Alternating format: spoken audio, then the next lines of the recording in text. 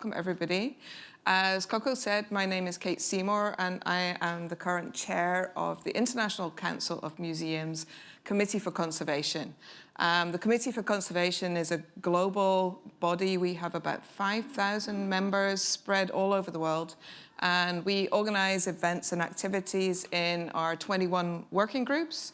And every 3 years we meet together to have a big conference where conservation is the focus, and our next conference will be in 2026, September, in Oslo, Norway, and we're very excited to do that. In the in-between time, in the lead up to our triennial conference, we do have these little events.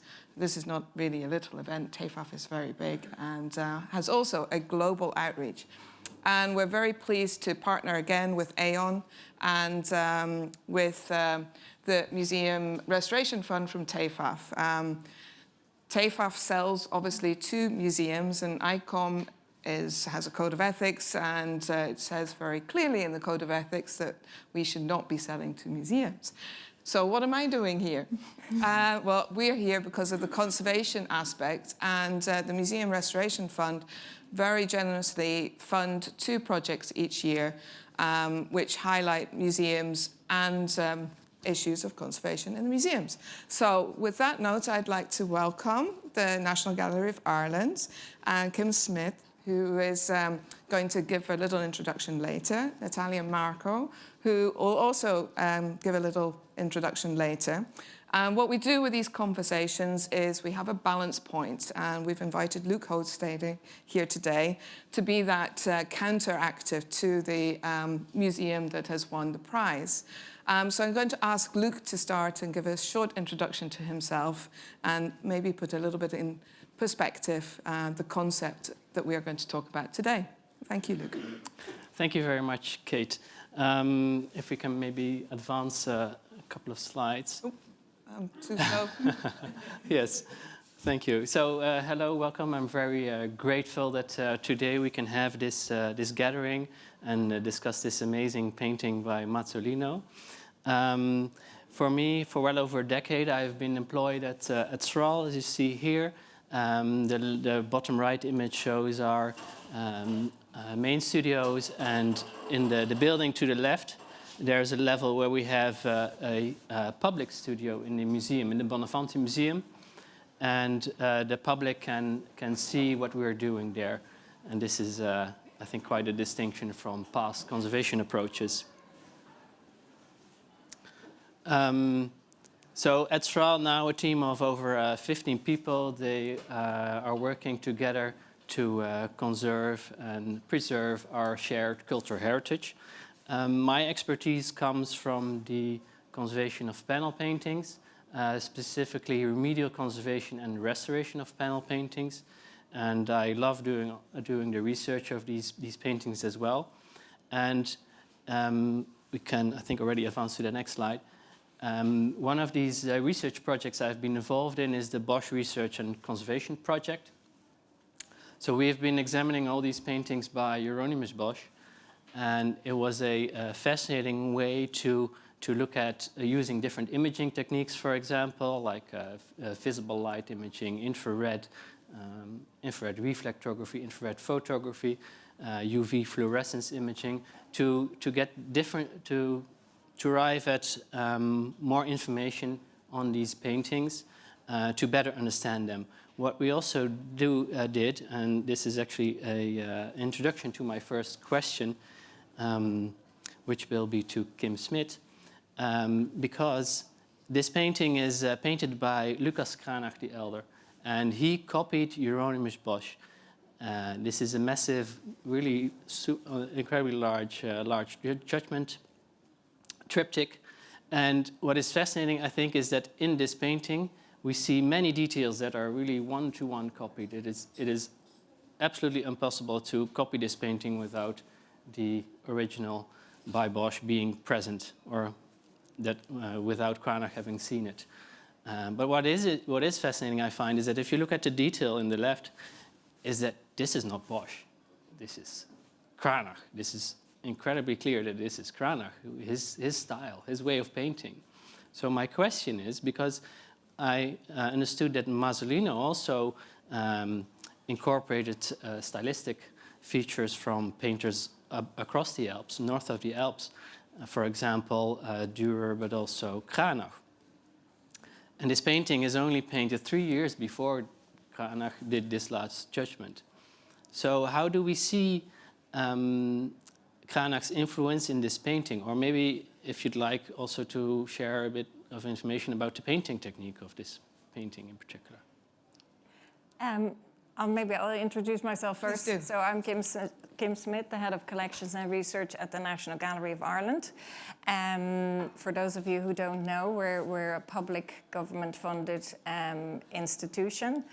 And we opened our doors in 1864 with a very small collection, and we now have around 16,000 artworks in the collection and a huge library and archive as well, which is also very significant and growing.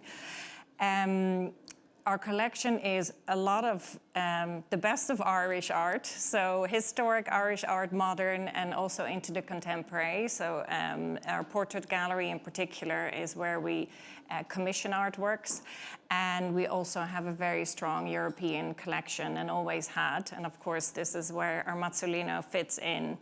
So we have wonderful Dutch and Flemish collection, and we bought a beautiful Dutch work actually last year here at the TEFAF, a beautiful still life. We have fantastic Italian and Spanish. We're lucky to have one beautiful Vermeer. We have works by Goya and Titian, so we're really blessed with the collection we have. We have a conservation department that started in the 60s, in 64. And it's grown in size. It's still relatively compact. We have paper conservators and painting conservators. And very recently, we really started with the help of private funds, the conservation science area here, which is where my colleague Natalia comes in. She's been on board with us now a year, our very first conservation scientist. So for us, this is a really exciting time. We're moving into a new area altogether. We used to work closely with universities and other labs in this area, but now we are able to actually analyze and carry out research ourselves.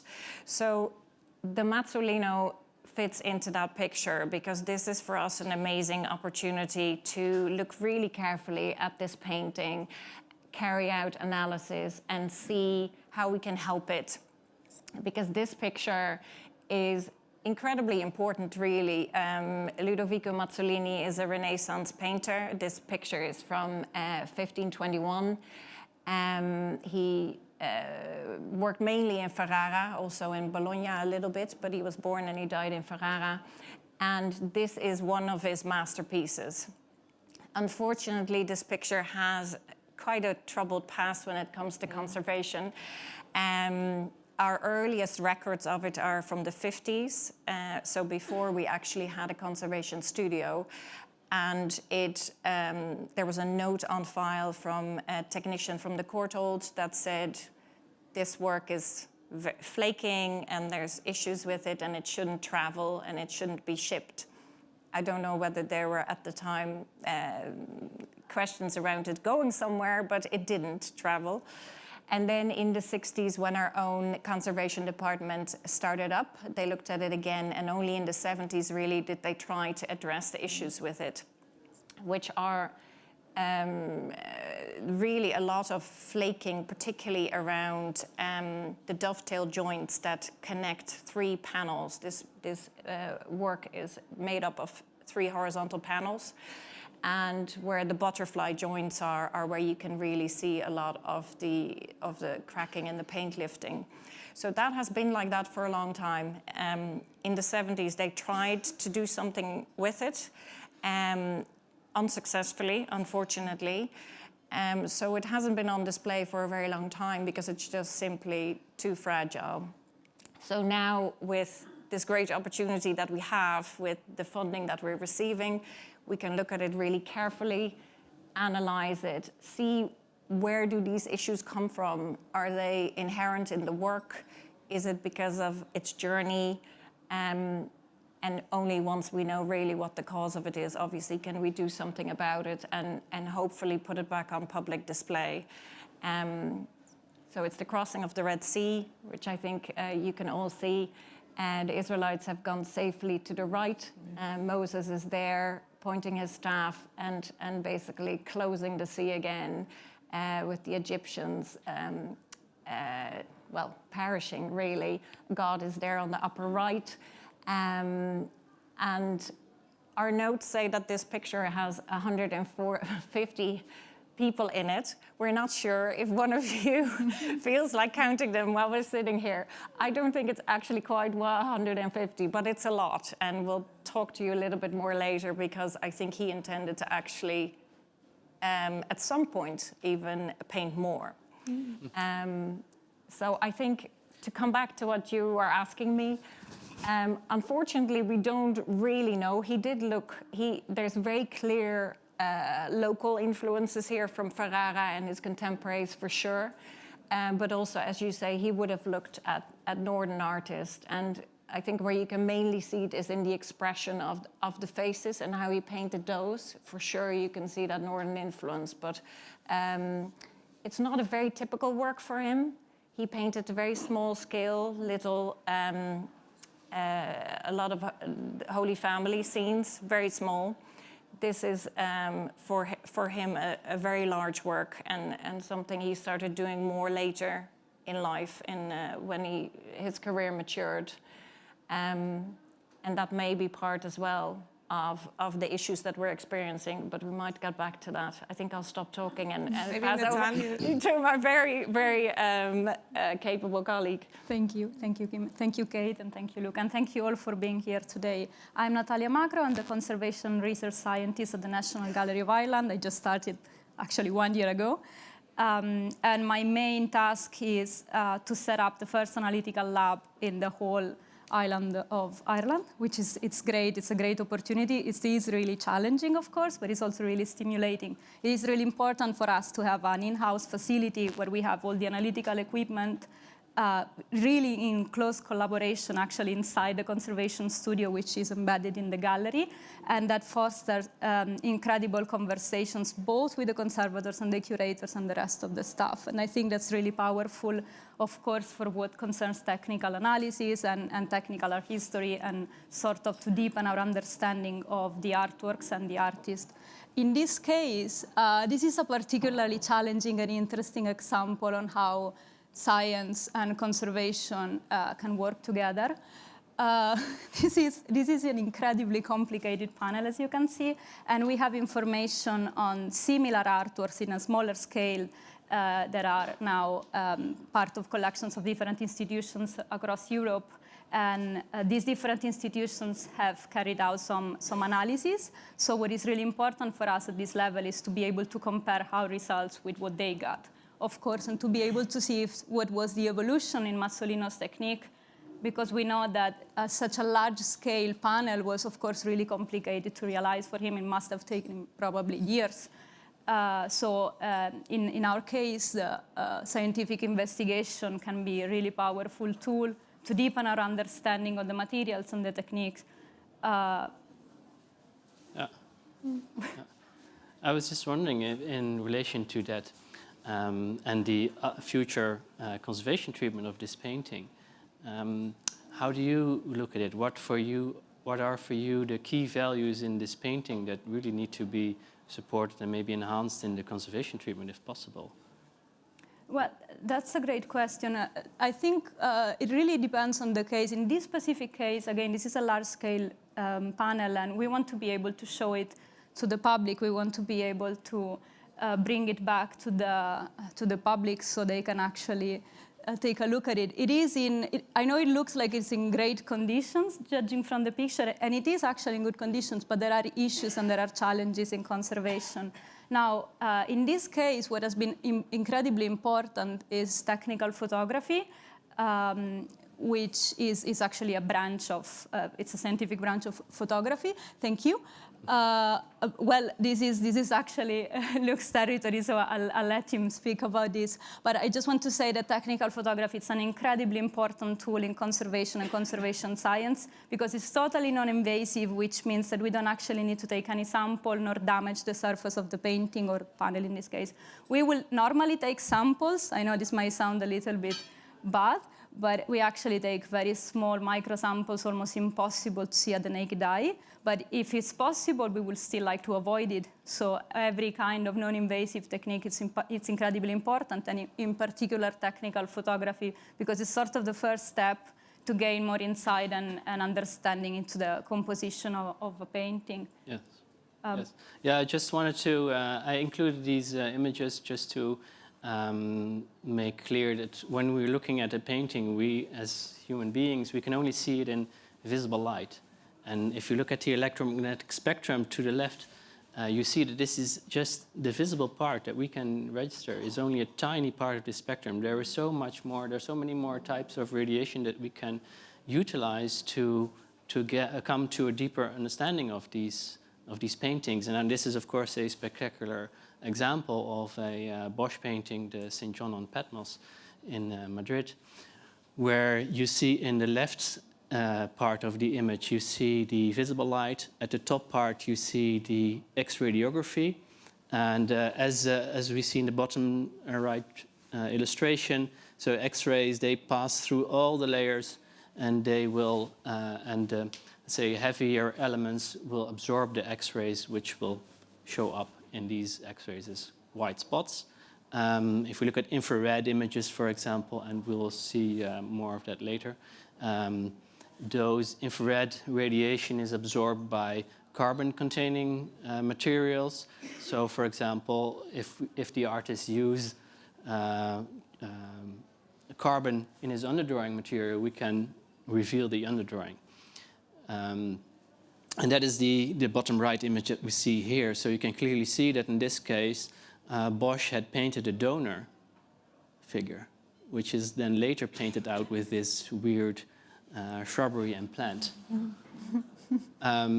This is just one example. But I, of course, I'm very curious to hear what other techniques or what techniques you use to examine this painting and what your key findings are in this. Of course. I think we might have a slide with, okay, so this is the infrared reflectography image. This is the mosaic, so that's the whole panel. And as Luke said, this really gave us some insight on the preparatory drawing and details that actually didn't make it to the end result, basically. And what is really interesting about this image is that, as Kim said, there might be up to 150 figures inside this panel, but there were a few that actually didn't make the cut and didn't make it to the final composition. Now, this is incredibly powerful because this was achieved by our expert photographers. We have an amazing photography department at the National Gallery of Ireland. This is I'm sorry, probably the quality is not great from a distance, but this is actually a super high quality image that can be zoomed in to see very small details. Now, there are a few details that you might be able to see there. So a few anatomy details that really tell us a lot about the way Mazzolino really spent time thinking about the proportions and the anatomy of his subjects. Now, this is incredibly powerful because it's completely non-invasive. We don't take a sample. So the way we will normally operate, we will start with everything that is non-invasive because we can basically do as much as we want without touching the panel. Technical photography is always the first step. So UV light, infrared reflectography, and if possible, X-ray, of course. And then we will use what is called an X-ray fluorescence spectrometer, which is a technique that will give us information on the pigments. And the pigments palette is always something that is really captivating and interesting. It's really important for us to know what kind of pigments an artist use because they can tell us a lot about the technique and the historical period, but also possibly the economical means, the availability of more or less expensive pigments. It's also very important information, and that can guide the conservation treatment because we want to stay as loyal to the original as possible, and we want to be as compatible as possible with the original material. Now, in this case, we know that Mazzolino, in smaller panels, use a very complicated, very nuanced palette of colors. He used lead white, he used azurite mix, azurite for the sky. Azurite is a blue pigment. And then he layered on top of the azurite ultramarine, which was a very expensive blue pigment. So we know that a lot of money was actually invested in the creation of these panels. We know that he used different combination of pigments and shades to achieve the final result. And in this panel, what is really challenging and interesting is the glazing, so the use of varnish. So we really need to be mindful of that. So we are trying not to remove the varnish, which is of course very complicated, because if we want to really be deep in our consolidation, having a top layer of something that we cannot actually touch is of course a huge challenge. So we are thinking about taking a few small samples, promise very small, in order to be able to study also the ground layer and see if the adhesion issues are due to the quality and kind of ground layer. And I think, Kim, we were talking about the possibility of this panel being composed by actually two different ground layers, one bottom one made of gesso and probably a proteinaceous binder, and then there could be, there is evidence of something similar in other artworks from Mazzolino, a top priming layer made probably with oil and lead white, and possibly mixing together a few amount of pigments, red and yellow pigments with glass powder. And so it is really important to know if this is also the case in our panel, taking into account again the large scale, or if in this case the composition of the ground layer is different. And of course, in order to gain that information, we need to take a sample that goes up to the very bottom of the ground layer, and that might be slightly more invasive. And we will generally try to avoid that, if possible, of course. So every time we work on a different artwork, it's actually the conservation treatment that will guide the analysis. So we establish a first protocol, a first plan, and then that plan can always change according to what we find with technical photography or with the first steps of our non-invasive analysis. Yeah, and I think it's great that all this information, it adds up. Yeah. It's not just... It is an absolute flexible and fluid process for us. Like when we applied for TEFAF, of course, we submitted an analytical plan, but then it is actually changing now that we are gaining more insight on similar artworks and with technical photography, so we're actually adapting that strategy, which is why it's really important for us to be in close contact with the collection and not just a separated institution that carries out the analysis. Yeah. So Natalia, you obviously have a good technical photographer, and you have handheld XRF. Are there any other instruments that you think you would like to add to the new scientific department at the National Gallery? Well, we have a handheld XRF. So I don't know if you're familiar with the technique. It looks like a space gun. It's actually a very compact. It's very small portable piece of equipment. It's very light, it's just a few kilograms probably. It has inside a small X-ray source, which is not dangerous though. And basically what it does, it reads back the X-rays that get emitted by the surface, and that will give us information mostly on the pigments. Of course, this is not a separative technique, which means that we won't be able to say, okay, there is lead white in the ground layer, or lead white was used as a white pigment. We will only see the pigment, so it's sort of a puzzle. That's why it's so important to be able to compare our result with other institutions. And we recently acquired an FTIR microscope, and we're in the process of acquiring a Raman microscope. Now, these are two potentially non-invasive, but generally they require us to take a small sample, very powerful techniques that are based on molecular spectroscopy, and they both give us the molecular fingerprint of the material we're working with. So while XRF will give us the elements, both FTIR and Raman will give us information on the way the molecules are combined together. And this will help you identify the different binding media in these two different ground layers, and then associate this problem of flaking around the joints that you mentioned, the dovetails that are there. Yes. You can see them in here actually. I think over all the way to the right. So there's 3 panels, a bigger middle panel, and here you can see one as well. So that's what's holding the panels together, and it's particularly on those joints and on the horizontal joints where the issues are.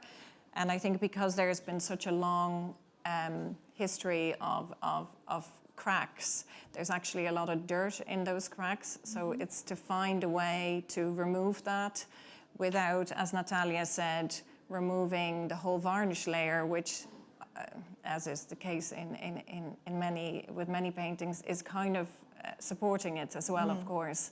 And then there's original glazes underneath that you don't want to remove. So it is a very complex painting, and we understand why it hasn't worked before when they tried 50 years ago to consolidate and to work on this picture. Luckily, we have a lot more technology now we can work with, so that will really help. And the dovetails, they look like restorations from my eyes looking here. Do you know a little bit about the history of the panel treatments that have gone on before? With the panel itself? Yes. No, not much, as far as I know. I think the panel, there hasn't been much done to it at all. So it obviously is moving. That's what we know, because that's where the issues are. But the picture hasn't been treated much. So only what they did in the 70s was on the front, I think, right? We haven't had any records of works on the actual back of the panel. Yeah. And that's amazing. Yeah. And at the moment, the panel movement is being monitored, I understood?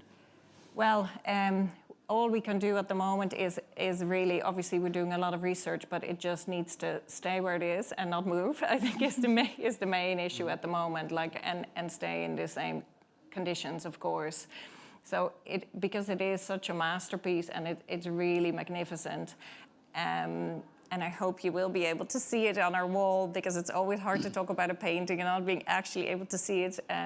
But I think it has been requested for loan a lot over the years. And apart from obviously wanting it to have it on our wall ourselves, we can't lend it and share it with other exhibitions. Like I know Ferrara, where obviously it originates, would love to include it in an exhibition, but we just can't do that at the moment. It's too dangerous. So, yeah, we have to find a way to get it back to a situation where it can actually cope with some movement and changes in climate. Are there questions you wish to resolve before you feel you can undertake the conservation treatment of the panel? Well, there always are. I think with any research project you start, you only have questions, really. You know, and Natalia has pointed out some of them already. So the fact, what is happening in those ground layers, is that causing the issue? We know they're quite brittle. It's a very thin ground layer. We kind of think as well, but this is purely just a theory, because he worked on such a small scale before, it was later in his career that he started to scale up. And maybe actually that scaling up has caused some of the issues. So he just changed his technique, and that could be what is problematic. So it is important for us to figure out what's the origin of the issues. When you look at it, and also in the image, I don't know if you want to go back to the main image for a second, but it does, the colors are extremely vibrant. This is not like in any way doctored, this image. These are the colors. The varnish is quite clear, so are the glazes.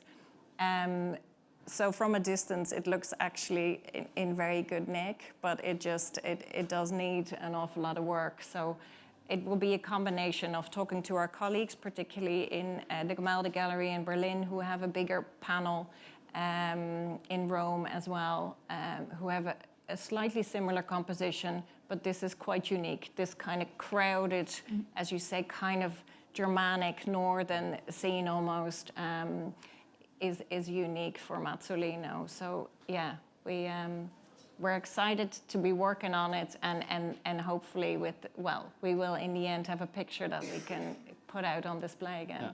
And it's a spectacular painting to work on. It is, yeah. I won't be working on it. That's not my area of expertise, but yeah, it is. We have, as Natalia said, our project team with our conservator, who couldn't be here today, our curator, Aoife Brady, who is our curator for Italian and Spanish, and then Natalia, who is obviously supporting on the analysis. So yeah, it's exciting. So what are the next steps for the research project and the proposed treatment? After technical photography, now we're actually thinking about a strategy in conservation and how can analysis support that. So my colleague Maria Canavan, who's the team leader in conservation, she's thinking about different strategies for the consolidation of the flaking. So trying to be mindful of the composition of the panel, of course, and trying to be as delicate as possible. Now, I don't know if you're familiar with conservation, but conservators can be absolutely amazing, and they can have this sort of very light touch and do things that are unbelievable, in my opinion. But I'm just a humble scientist, so I can only look at the distance and be amazed by what they can achieve. So in this case, it's about consolidating probably hundreds of very small flakes of paint that are in a precarious situation at the moment. And in that process, if any of them falls, I might be able to do some analysis. So I'm just eagerly there waiting for that to happen.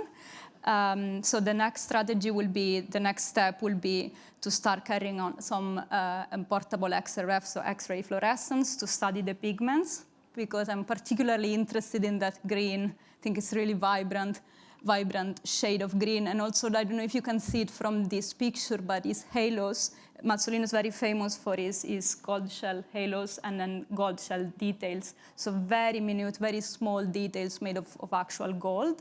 So we want to double check if that's gold. We trust Mazzolino, but it's always better to double check. And then the next step will probably be to take a few small samples to study the composition of the binding media, the varnish, and the ground layer. For the varnish, we don't actually need to take a sample, just a small cotton swab with a little bit of solvent. It's enough, so we don't need to damage the surface of the panel. And then there could be some small intervention on the varnish itself when it's damaged, probably. But I think my colleague Maria is trying to keep it as minimal as possible, not to do any harm to the panel, of course. I think that will probably be the wisest thing to do. And do you think the infrared imaging, and have you taken X-rays yet? Do you think they will help you understand a little bit more about how he's building his composition and using the figures? Coming back to Luke's first slide, and this reuse of imaging that was very common at the time. Yeah, we hope so, because I think it is, as we could see from the other image, he clearly goes through a process of thinking about how he's going to draw things. And we see in some other of the, say, smaller panels, you can see that he does use these kind of underdrawings, if you can call them that, to make up his composition and to look at more structural things. But here he does, which is quite unique. I think he has really drafted almost full figures and horses that he then hasn't actually decided to put into the end picture, so to speak. So for us, that was a real kind of revelation, because we just haven't seen that at all anywhere else, that he would have sketched like that and then changed. So yes, we're learning about him. I don't think there's been a massive amount of research done on his work. So again, we're trying to obviously link in with other institutions. The National Gallery in London has done some on his work. And with similar type panels, the larger ones in particular, because we'd want to obviously see, is there a change in how he started to work later in his career? So we'll look at his materials, but as we'll do through our analysis, and hopefully we'll find out more of his techniques as well. Yeah. Well, it's a fascinating story, and I'm glad we're getting a little bit of more insight into Ludovico and his working practice and his material use. I'm really curious about this because of Ferrara, and it was really on that trade path where you have a lot of materials coming in from Venice and the east and going on up into Northern Europe. So it'll be really fascinating to see if you can make some links with the analysis of the materiality that is there. Exactly. And hopefully bring that all back together again to help with the conservation treatment in the future. Absolutely, yeah. And obviously, sorry, I forgot to say, it has, you know, it has a great provenance, this picture too. You know, we can't, obviously, because a picture of this age, you never know exactly, it can fill in all the gaps, but it was with the Aldobrandini family in Rome in the early 1600s. Then it ended up in the UK around early 1800s, we know, and it passed through in the UK several hands. Christie's actually sold it a couple of times, and we bought it there in 1914. So it has been with us for a long time, and it has clearly strong pedigree. And as Natalia said, he wouldn't have saved any money making it, you know, because it obviously was made for an important family. So it's a very special thing, and you can't keep special things in your stores. No, absolutely not. And Luke, maybe a final comment or question. I mean, what would you, with your research that you've done, looking at paintings and using this technical photography to really understand the artist much more, what would be your advice to the National Ireland group? Well, for me, I realize more and more how influential the role of conservators is in treating these objects. But I think their responsibility, the responsibility of basically all the caretakers, is to be clear in their communications about what is important, what are stakeholders looking at when they're discussing for example, the treatment options, or what to clean, to how far to go with the retouching, what to do with the varnish, for example. But this will be a very exciting times ahead then for you to embark on this. And you already have, as we see here, you've created this amazing base of information to draw from, and so you know a lot about the object. And I think that really helps in the next steps. So I look forward to how this continues. It's a big responsibility, but we have a very good team. So yeah, it's exciting. And Natalia, if you were given a larger budget, I know you've got quite a generous one already, but what would you suggest would be your next step with the analyzing the materiality of the object? Well, I think in this case, once we have a few cross-sections, so basically small samples that contain all the layers of the panel, what will be really interesting is to carry out some scanning electron microscopy, which is a very powerful technique to study the elemental composition of the different layers, and especially when coupled with molecular spectroscopy can give us a lot of information, because we can gain information on the binder using molecular spectroscopy and the organic components mostly, and then for the elemental composition use the scanning electron microscopy. We're actually thinking about carrying out some analysis on a few cross sections, but if I had a bigger budget, I might just get my own equipment, just saying. No, I'm just kidding. That's incredibly expensive. But that's probably something that we're thinking about doing at the moment, because it will really give us some more in-depth information on the elemental composition of the layers. I think it's that interpretation and using a sort of multimodal approach where you've got one instrument, the results, and interpreting those and building on that. I think absolutely, it's like a puzzle, and it's also about gaining as much information as possible without taking too many samples. So it's about striking a balance on microsampling and at the same time getting as much as possible from those samples. And Kim, do you have any other last final? No, I think apart from the analysis, like I said, we'd really want to work with our colleagues in other institutions that have Mazzolino paintings, because ultimately you have to look and you have to compare, and it's all about learning more about him as well. So it's a couple of things coming together: the art historical side, the analytical side, and the conservation side. So no, we're really thrilled and delighted that we get this opportunity to work on a picture that really deserves it. Yeah. Well, I look forward to hearing more conversations about this. We will keep you posted.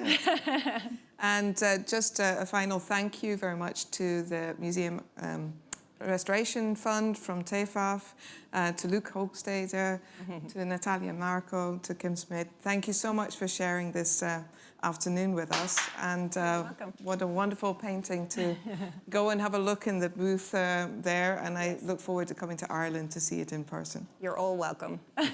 Thank you so much.